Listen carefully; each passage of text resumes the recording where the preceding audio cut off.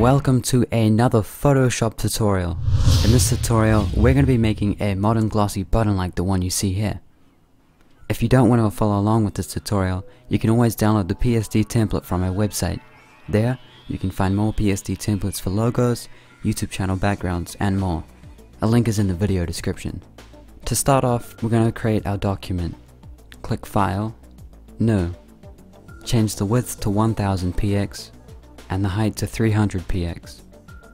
We're going to make the document resolution large so we can see what we're making easier than if it were a small button. At the end of this video, I'll go over how you can make it smaller and save it for something like a website. Here we have our new project. What we need to do is add a gradient background. To do this, we need to unlock the background layer. This can be done by holding Alt and double clicking on the background layer. Next, we're going to need to add a gradient to the background. To do this, double click the background layer and it'll bring up the layer styles window. From here, click the gradient overlay style. Select the gradient editor drop down. As you see, I have a lot of gradient presets which are pre-made. You can download these presets for yourself by clicking the link in the video description. It shouldn't replace the page so you don't have to worry about losing this video. Once you've downloaded the gradients, simply click the load button and then select the file you downloaded previously. The gradients will be added to the list. For the background gradient, I'm going to select a dark gray gradient that won't overpower the button. Once you have selected the gradient, simply press OK and then OK. The next thing we're going to do is create a shape. To do this, select the rounded rectangle tool.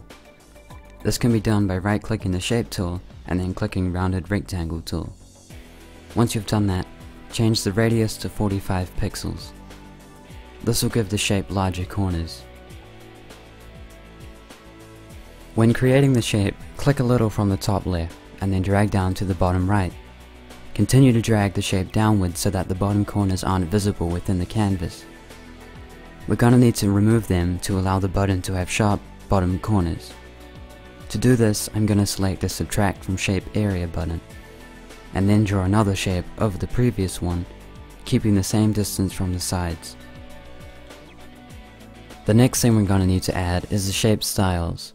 To do this, double click the shape layer and it'll bring up the layer styles window. For the button shape, we're going to add a gradient overlay and an inner glow. Enable and select the gradient overlay style. Click the gradient to bring up the gradient editor. The gradient I'm going to select is going to be a bit lighter than the background. This one looks good. The next style we're going to add is an inner glow. Enable and select the inner glow style. We're going to change the color to white and the size to around 20.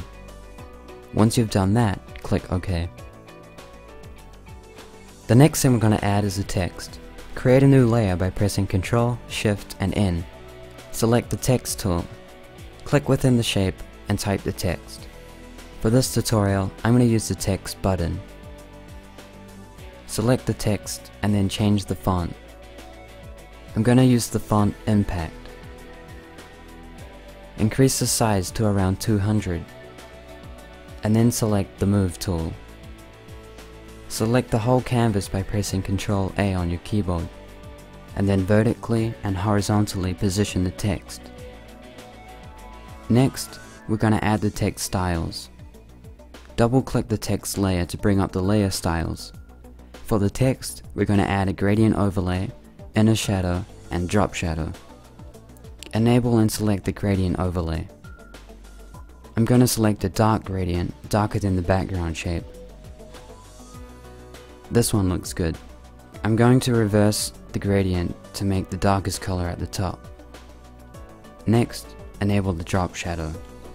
I'm going to change the blend mode to overlay, the color to white, the angle to about -50 degrees, the distance to 1, and the size to 1. This gives us a nice outline around the text. Next, enable and select the inner shadow. We're going to add some depth to the text to make it look like it's pressed into the shape. Make sure the angle is set to -50 degrees. Distance is at 5 pixels and the size is at 10 pixels. And we're done with the text. Click OK. Now we're going to add the gloss. To do this, select the shape area by holding Ctrl and clicking on the shape icon.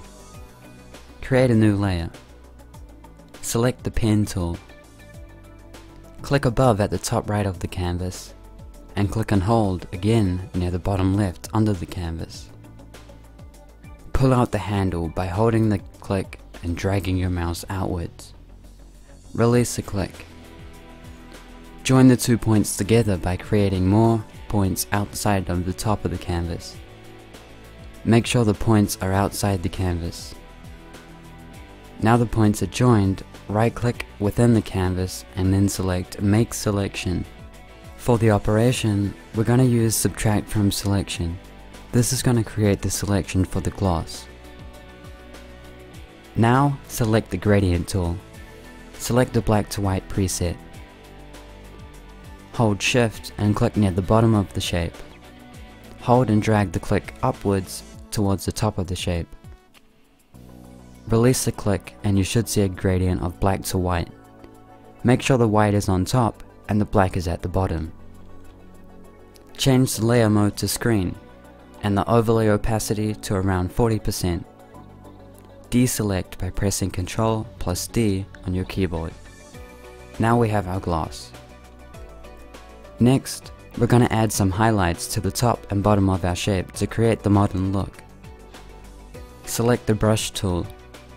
Right click on the canvas and select the soft round preset. Increase the size to around 150 pixels. Create a new layer with the shortcut keys Ctrl, Shift and N. Make sure you have white set as your foreground color. Make sure you have selected the shape area by holding down Ctrl and clicking on the shape icon. With the brush tool, click near the center bottom of the button. Hold and drag right, lowering the brush. Do the same on the other side. Change the layer mode of the highlight to overlay and the opacity to around 50%. Now we're going to use that for both the top and bottom highlights. With the highlight layer selected, press Ctrl J to duplicate the layer. Press Ctrl T with the duplicated layer selected and then click the bottom center point and drag it to the top. Double click to confirm the transformation. You may want to lower the opacity of the second highlight to around 30%. Now we have our button. If you want to make it smaller for purposes such as uploading it to the web, click Image, Image Size. You can reduce the image size here. Making sure you have constrained proportions enabled, change the width from 1000px to 100px. This would be a good size for a button. Make sure you have the scale styles selected and then press OK. Most likely you'll want to hide the background layer so we can have the corners we created on the button. This can be done by hiding the background layer. Now you're free to save. Click File, Save. Make sure you change the format to PNG. This will allow you to keep the transparency around the image. And we're done. As always, check out my website acquil.com for more tutorials like this, as well as other templates available for download. Don't forget to thumbs up this video if you liked it, add it to your favorites, and leave any questions or comments below.